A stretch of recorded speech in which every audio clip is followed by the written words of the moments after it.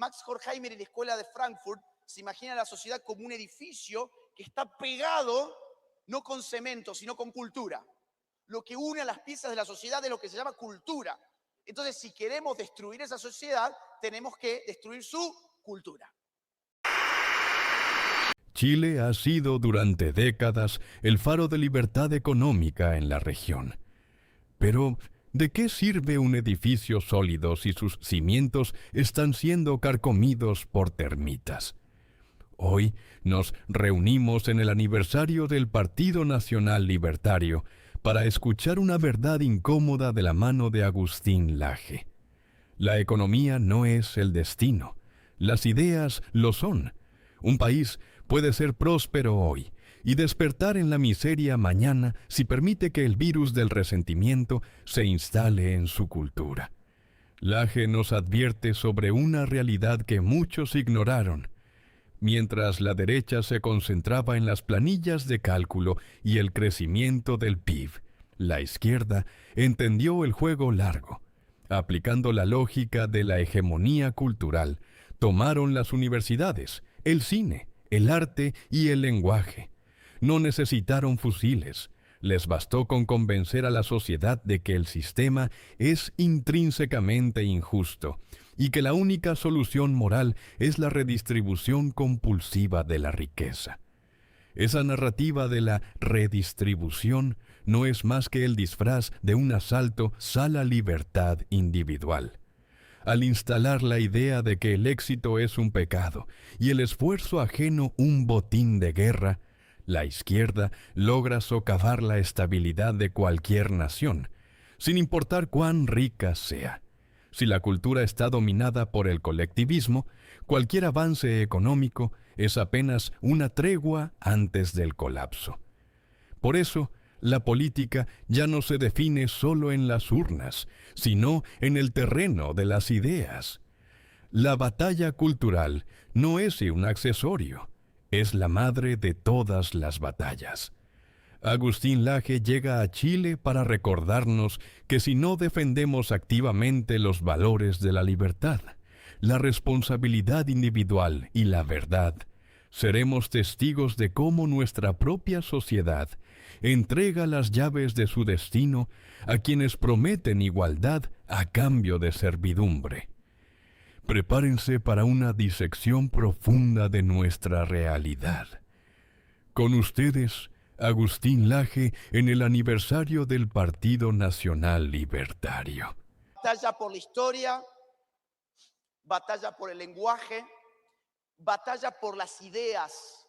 La sociedad también vive enmarcada en ideas. Y las ideas que determinan a una cultura tienen un cuartel general. Ese cuartel general suelen ser las universidades, en su calidad de productoras y reproductoras de ideas. La batalla por las ideas remite a, por ejemplo, escuela austríaca o keynesianismo, escuela austríaca o marxismo. Son sistemas de ideas. Y esos sistemas de ideas que al final del día se generan dentro de los marcos académicos, terminan impactando sobre la vida de millones de personas que pasan por las universidades, absorben esos marcos ideológicos y con ellos influyen en el grueso de la sociedad. Esa batalla por las ideas ha sido también para nosotros un terreno sumamente hostil durante mucho tiempo. ¿Por qué? Porque las universidades, que son su cuartel general, han estado controladas principalmente por nuestros enemigos. Y esto además en las carreras más fundamentales para lo que llamamos cultura, las carreras de la cultura. Ustedes me dirán, bueno, ¿qué son las carreras de la cultura? Por ejemplo, filosofía, literatura, historia, sociología, ciencia política, arte, psicología, Las carreras humanísticas son las carreras de la cultura. Luego tenemos otro tipo de carreras, por supuesto, ingeniería. Ahora, ¿quién determina el curso de una cultura? ¿Un ingeniero o un filósofo? ¿Un arquitecto o un sociólogo? Y curiosamente, todas estas carreras culturales están dominadas desde hace ya mucho tiempo, muy especialmente por nuestros enemigos.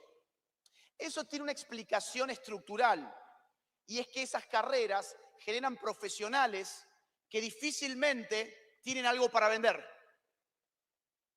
¿Qué vende un filósofo? ¿Cuánto mercado tiene un sociólogo? ¿Cuánto mercado tiene un antropólogo? ¿Cuánto mercado tiene un historiador? ¿El historiador se va a hacer rico? Es muy probable que no.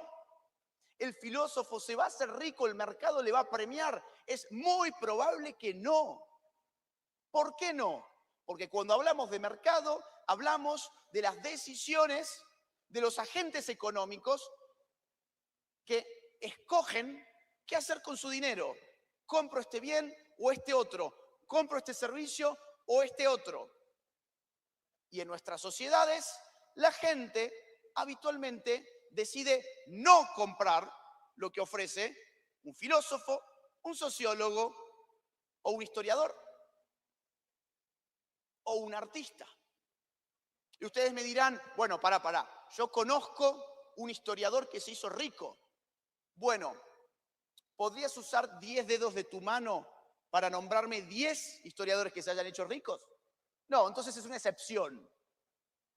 Yo conozco un filósofo que se hizo rico. Sí, desde luego, pero es una excepción. El 99% no tiene éxito en el mercado. Por lo tanto, estructuralmente, todas esas carreras que determinan la cultura no son bien recompensadas por el mercado. ¿Y por qué entonces esa gente valoraría aquello que no les valora a ellos? Y frente a esa situación donde el filósofo ve que el carnicero y el verdulero se pudieron comprar un auto de lujo porque le pegaron con su carnicería, el filósofo piensa, ¿qué sistema tan injusto? Yo soy mucho más inteligente que ese tipo. Yo soy mucho más inteligente que aquel otro. Y yo me tengo que mover en transporte público y a duras penas llego a fin de mes. El sistema capitalista es esencialmente injusto y por lo tanto necesito del Estado que redistribuya, porque el Estado es el principal empleador de todo este tipo de carreras que acabo de mencionar. Y el Estado las necesita. ¿Por qué las necesita? Porque el Estado tiene que legitimarse. Y para legitimarse necesita de estos hacedores de cultura que no tienen mercado y que a su vez necesitan al político. El político necesita al creador de cultura y el creador de cultura necesita al político. Eso nos presenta a nosotros un dilema tremendo.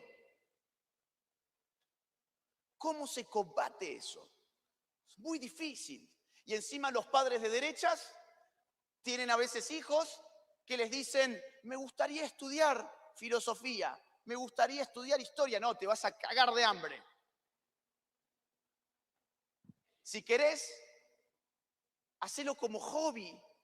Mírate algún videíto de YouTube, te compro el libro que quieras, pero no vas a estudiar filosofía, no vas a estudiar historia, no vas a estudiar ciencia política, no vas a estudiar sociología, vas a estudiar economía, ingeniería, medicina. Y así nosotros mismos minamos las posibilidades que tenemos de insertarnos en ese mundo tan complicado que es el mundo de los hacedores de cultura. En cuarto lugar, la batalla por la moral. En la batalla cultural nos disputamos valores, qué es lo bueno, qué es lo malo. Javier Milei en Argentina ha entendido perfectamente la necesidad de dar una batalla cultural por la moral. No sé si lo han escuchado últimamente. Por ejemplo, su discurso de Davos o el discurso del otro día en el Congreso argentino. Lo que Javier Milei plantea es que las ideas de nuestros enemigos no solo están equivocadas, son profundamente viciosas en términos morales. Degradan al ser humano. Con la Fundación Faro, que es la fundación que me toca dirigir hoy en día, hemos hecho estudios donde hemos, súper interesantes, muestras muy grandes de encuestados, a los cuales primero les vamos midiendo la envidia y el resentimiento con distintas preguntas que están diseñadas para captar el nivel de envidia, cuantificamos el nivel de envidia, el nivel de resentimiento y después les preguntamos por sus preferencias políticas. Y hacemos un cruce entre preferencias políticas e ideológicas y el nivel de envidia y resentimiento de esa persona. Y es impresionante, cuanto más a la derecha te vas, menos envidiosa es la gente, menos resentida es la gente. Cuanto más a la izquierda te vas, más envidiosa, más resentida, con la autoestima más corrompida, con menos confianza en sí mismos, más carentes de sentido. Es una cosa brutal. Atrás de las ideologías políticas hay modelos morales. Hay ideologías que te empujan al bien y hay ideologías que te empujan al mal. La derecha, ¿qué genera en el individuo? Genera patriotismo, amor por lo propio, defensa de su familia, defensa de la vida. Y la izquierda, ¿qué genera en sus partidarios? Odio, resentimiento, envidia, falta de autoestima, carencia de sentido, mentalidad colectivista. Y por último, tenemos la batalla por el arte. Vamos a repasar. Batalla por el lenguaje, batalla por la historia, batalla por las ideas, batalla por la moral y batalla por el arte. Y en esta nosotros sí que estamos fritos, queridos amigos. Estamos complicados, muy complicados. Los artistas habitualmente no adhieren a nuestras ideas. Sí, podemos nombrar a algún artista por ahí perdido. Mirá, acá tengo un ejemplo y lo saco de... Está bien. Ahora, masivamente no. Ejemplo reciente, la NFL, el Super Bowl. Es decir, hasta tal punto esto es así que el evento más capitalista del mundo, que mueve miles de millones de dólares en entradas, merchandising, derechos de televisación, sponsoreo, bebidas, comida, miles de millones de dólares, el evento más capitalista del mundo, lleva a un sujeto que se define socialista a hacer un show y que supuestamente, con contenido latinoamericanista, estaba provocando contra el gobierno de Donald Trump. En el arte tenemos un problema nosotros, y es que lamentablemente por ahora tenemos grandes debilidades. Ahora bien, ustedes dirán, hemos descubierto lo que es la batalla cultural. Yo les diría, no, nosotros no lo descubrimos, nosotros lo estamos copiando. ¿A quién se lo estamos copiando? Se lo estamos copiando a nuestros enemigos. Fueron nuestros enemigos los que descubrieron hace tiempo ya, hace por lo menos un siglo ya, lo que es una batalla cultural. Nuestros enemigos, la izquierda, era terriblemente materialista. El marxismo es una filosofía materialista. El marxismo siempre desconsideró el poder de la cultura. Para el marxismo clásico, el marxismo de Marx, la realidad está en el sistema económico, en la lucha de clases, en las contradicciones que genera el sistema de propiedad privada, el capitalismo. A tal punto que Marx tiene una frase muy célebre en su prólogo a la crítica de la economía política que dice así: el modo de producción de la vida material condiciona el proceso de la vida social, política y espiritual en general. Es decir, es la vida material la que determina la cultura, no la cultura la vida material. Por lo tanto, ¿en qué consistía hacer una revolución de izquierdas si uno se orientaba con Marx? Consistía en hacer una revolución violenta, tomar los medios de producción, apropiárselos y a través del Estado aniquilar el sistema capitalista. El marxismo no planteaba una revuelta cultural ni una revolución cultural. Hubiese sido absurdo porque su filosofía se lo impedía. Pero en la década de 1920, desde Italia, hubo un pensador marxista que, habiendo caído preso en las cárceles del fascismo de Mussolini, se dio cuenta de que la cultura no era simplemente epifenoménica, no era simplemente una consecuencia marginal de un sistema productivo, sino que en la cultura había poder político. Y ese pensador neomarxista se llamaba Antonio Gramsci. Antonio Gramsci se va a dar cuenta de que si la revolución comunista llegó al este, llegó a Rusia, pero fue refrenada por el fascismo, y él mismo terminó preso de Mussolini, es que había toda una armazón cultural que impedía el avance del socialismo en Occidente.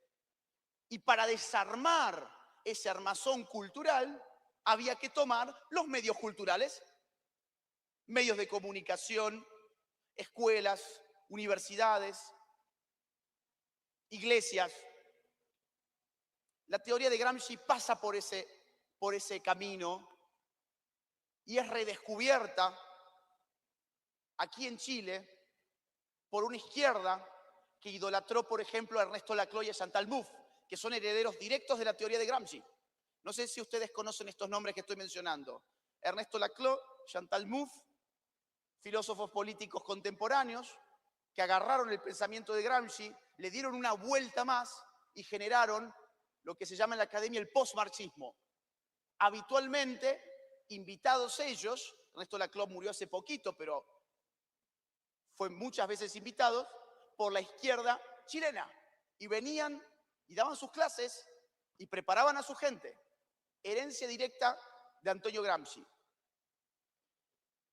La otra vía por la que el marxismo abrazó el paradigma cultural, es decir, se deshizo de su estricto materialismo, fue lo que se llama Escuela de Frankfurt. ¿Han escuchado alguna vez Escuela de Frankfurt? ¿Lo he escuchado? Es una escuela, es un instituto de investigación social que se funda en la década también de 1920 en Frankfurt, Alemania. Les voy a leer un fragmento de su director, Max Horkheimer, una de las grandes luminarias de la Escuela de Frankfurt. Dice así Horkheimer: toda cultura resulta incluida en la dinámica histórica. Sus dominios, es decir, los hábitos, los usos y costumbres, el arte, la religión y la filosofía constituyen en su entrelazamiento los factores dinámicos que en cada caso contribuyen a mantener o destruir una forma determinada de sociedad. Max Horkheimer y la Escuela de Frankfurt se imagina la sociedad como un edificio que está pegado no con cemento, sino con cultura. Lo que une a las piezas de la sociedad es lo que se llama cultura. Entonces, si queremos destruir esa sociedad, tenemos que destruir su cultura, que es lo que la mantiene unida.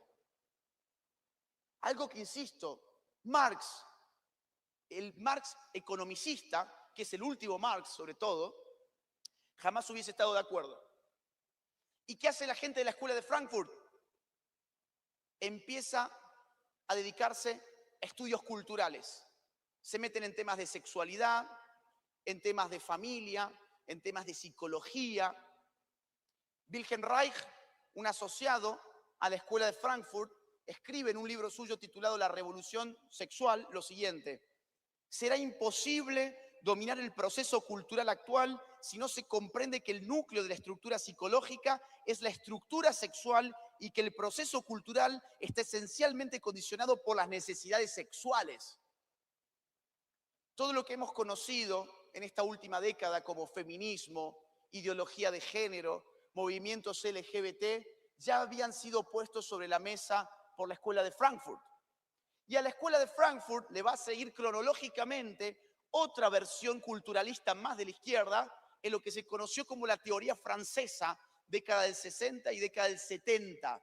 Uno de sus exponentes más conocidos, Michel Foucault. No sé si han escuchado Michel Foucault, ídolo en todas estas carreras que mencionábamos recién, sociología, historia, filosofía, ciencia política, antropología, etc., Michel Foucault es un obligado, es un obligado. ¿Qué pasaba en Francia de los años 60? En el 68 tuviste el Mayo francés, un proceso por el cual la izquierda se dio cuenta de que tenía que apostar por las revueltas universitarias que, por cierto, se han replicado en Chile en los últimos 20 años. Y la izquierda, a partir del 68, abandonando progresivamente la fábrica, empieza a conquistar las aulas.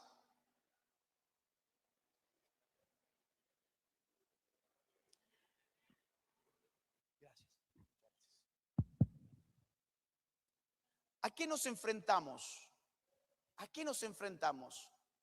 Nos enfrentamos a un monstruo que tiene 3 cabezas. Ese monstruo que llamamos izquierda tiene tres tipos de manifestaciones concretas. Una de ellas es el socialismo del siglo XXI, que es una forma de estatismo descontrolado.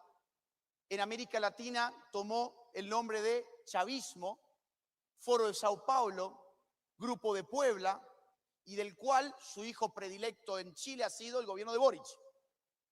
En Argentina el gobierno de los Kirchner. En Bolivia el gobierno de Evo Morales. En Nicaragua el gobierno de Daniel Ortega. En Ecuador el gobierno de Rafael Correa. En Venezuela el gobierno de Hugo Chávez y después Nicolás Maduro. Y veremos qué pasa con Delcy Rodríguez ahora. En Brasil el gobierno de Lula da Silva y Dilma Rousseff. El socialismo del siglo XXI aparece justo cuando se suponía que el socialismo había sido derrotado para siempre tras el derrumbamiento del muro de Berlín y la implosión de la Unión Soviética. Y ese socialismo que renace en nuestra región se hace de prácticamente todos los países de nuestra región desde principios del siglo XXI hasta el año 2023. En el año 2023 la cosa empieza a cambiar políticamente, primero en Argentina, después en Estados Unidos, El Salvador es reelegido después Bukele, Bolivia, Ecuador, Paraguay, Chile, y próximamente tendremos elecciones Honduras, y próximamente tendremos elecciones en Colombia. Por cierto, están ahora el domingo, pasado mañana, las legislativas. Colombia, Perú y Brasil. Hoy el mapa de nuestro continente está repartido casi mitad-mitad. Pero hace 2 años eran 95% socialismo del siglo XXI. Hemos mejorado muchísimo en solo 2 años. Es impresionante el avance que hemos logrado a nivel continental.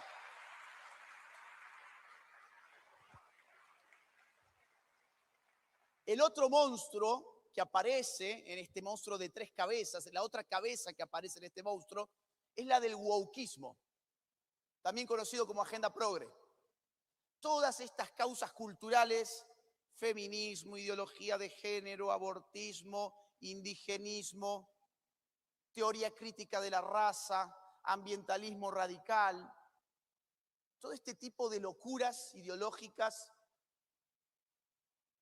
incluso muchas de ellas absurdas, ridículas, están también a la baja. Es como si hubiese llegado el wokeismo a un grado de saturación tal que en los últimos 2 años ya no muchos se quieren decir feministas, ya no muchos salen con los pañuelitos verdes, ya no es tan cool ser como Greta Thunberg. Algo pasó en los últimos 2 años que empezamos a ganar nuevamente terreno y la cultura woke está ciertamente a la baja. Y la tercera cara del monstruo es la del globalismo. El globalismo debe ser entendido como el avance sostenido del dominio de los organismos internacionales sobre las políticas nacionales. ¿Qué es el globalismo? Es el avance sostenido de los organismos internacionales sobre las políticas nacionales. Hay globalismo allí donde tu política no la define tu nación, sino un organismo internacional compuesto por burócratas. Burócratas que no son elegidos democráticamente, sino que son técnicos y expertos de la burocracia internacional. El ejemplo más pornográfico del globalismo fue la pandemia. ¿Quién definió para todo el globo de qué manera había de combatirse la pandemia? Una institución llamada OMS, institución de la cual Estados Unidos ya se retiró recientemente y Argentina también se retiró recientemente.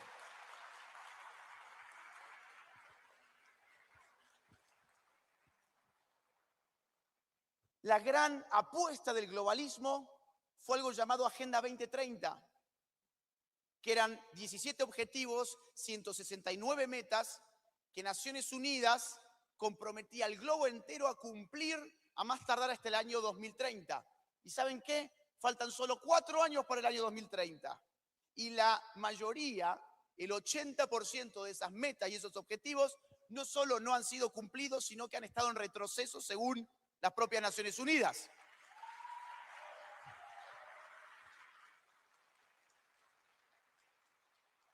Y frente a eso, hace 2 años, 2024, Naciones Unidas le dijo al mundo, no se preocupen, vamos a darles 15 años más, vengan y firmen el Pacto del Futuro, o también llamado Agenda 2045. Pero será nuevamente otro estrepitoso fracaso, con lo cual el globalismo también está a la baja.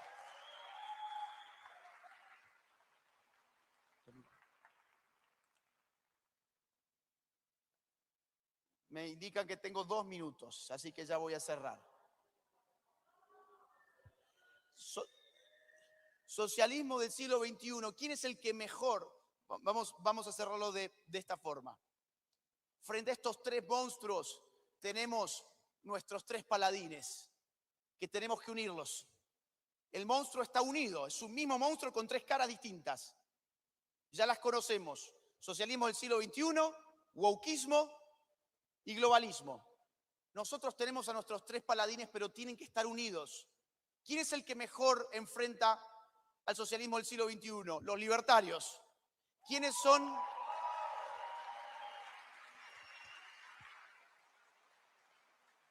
¿Quiénes son los que mejor enfrentan al wokismo? Los conservadores. ¿Y quiénes son los que mejor enfrentan al globalismo? Los soberanistas. Por lo tanto, tenemos que unir libertarios, conservadores y soberanistas contra el monstruo.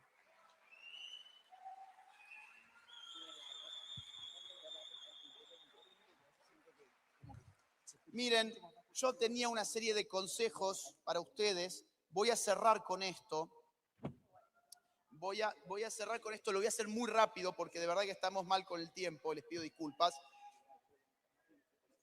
8 consejos, 8 o 9 consejos muy rápidos para lo que viene, que es importante. Ustedes como Partido Nacional Libertario tienen una misión imprescindible, que es mantener a Chile y a la batalla cultural en el sendero de la derecha. Número 1, por favor no descuiden su formación. Cuando uno arma un partido político, abre el juego a tantas personas y se preocupa por llegar a tanta gente que habitualmente empieza a desinteresarse por la formación de sus militantes. Nuestros partidos, los partidos de derechas, tienen que ser partidos con una carga intelectual muy fuerte. ¿Por qué? Porque somos partidos contrahegemónicos. Y para disputar la hegemonía no basta con el sentido común. Para poder formarse, por favor, vuelvan a los libros, armen clubes de lectura, armen seminarios, conferencias, centros de estudio. Todo eso es muy, muy importante. No descuiden su formación. Número 2, por favor, no renunciemos a representar al pueblo. Hablen de pueblo. No tengan miedo a que les digan la derecha populista. Representen a lo mejor del pueblo chileno, porque los liberales, por su teoría individualista, muchas veces pensaron que no convenía hablar de pueblo, que era colectivista hablar de pueblo. No, muchachos, en la democracia lo que disputan los partidos políticos es representar a un sujeto colectivo abstracto llamado pueblo. Cuando ustedes renuncian a encarnar la representación del pueblo chileno, le dejan servido a sus enemigos la categoría o la condición de populares.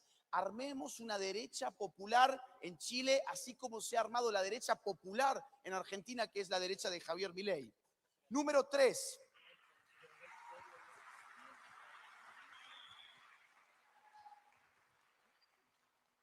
Número 3. Elaboren consignas rápidas, fáciles, y repítanlas sistemáticamente hasta el cansancio.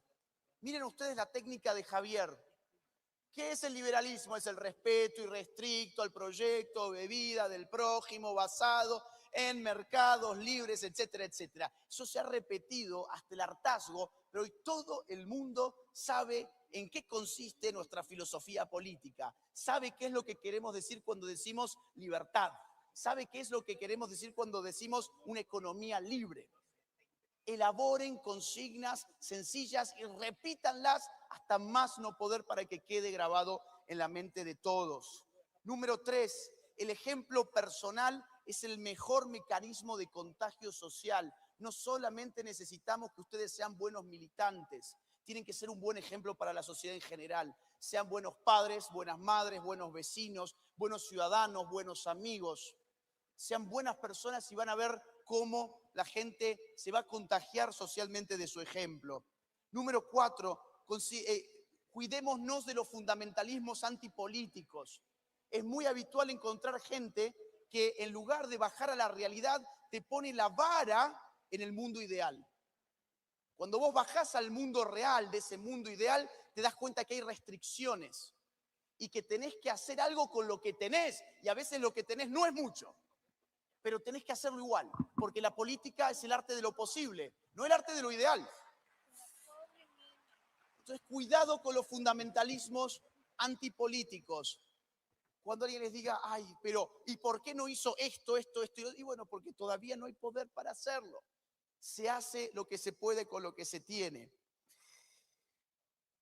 Sepan, por último, y ya cierro con esto, sepan, por último, que al frente no tenemos meros adversarios, sino que tenemos enemigos. La izquierda no es un adversario, es un enemigo. Si esta noche en mi casa ingresa un tipo sin mi consentimiento a someter a mi familia y a robar el fruto de mi esfuerzo y de mi trabajo, ese tipo no es un adversario, es un enemigo. Y cuando ese tipo no entra en mi casa a la fuerza, sino que lo hace a través del Estado, es tan o más enemigo que el tipo que se metió a la fuerza en mi casa.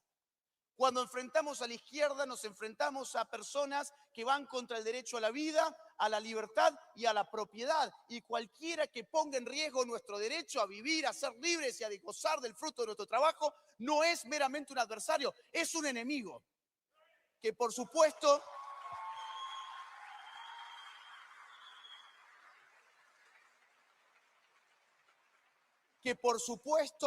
hay que combatir con las reglas del sistema democrático, pero no pierdan de vista a lo que nos estamos enfrentando. No nos enfrentamos a personas que piensan distintos.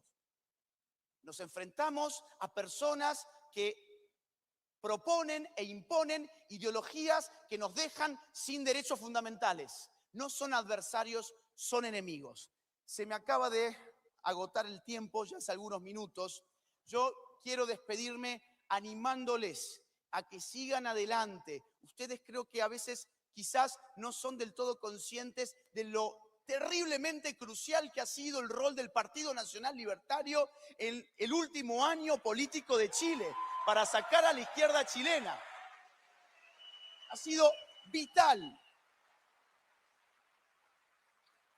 Ustedes lograron nada menos que ganar la batalla cultural, armar un partido en tiempo récord y hoy estar aquí todos juntos celebrando su primer aniversario. Agradezco a las autoridades partidarias, agradezco a los militantes y les deseo el mayor de los éxitos en esta lucha que recién comienza para todos nosotros en América Latina y en Occidente. Muchísimas gracias a todos. Muchas gracias. Lo que acabamos de escuchar de Agustín Laje no es solo un análisis académico, es una hoja de ruta para la supervivencia de nuestra libertad. Hemos visto cómo la hegemonía cultural de la izquierda se alimenta del silencio de los buenos. Por eso, el primer paso tras apagar esta pantalla no es el olvido, sino la profundización.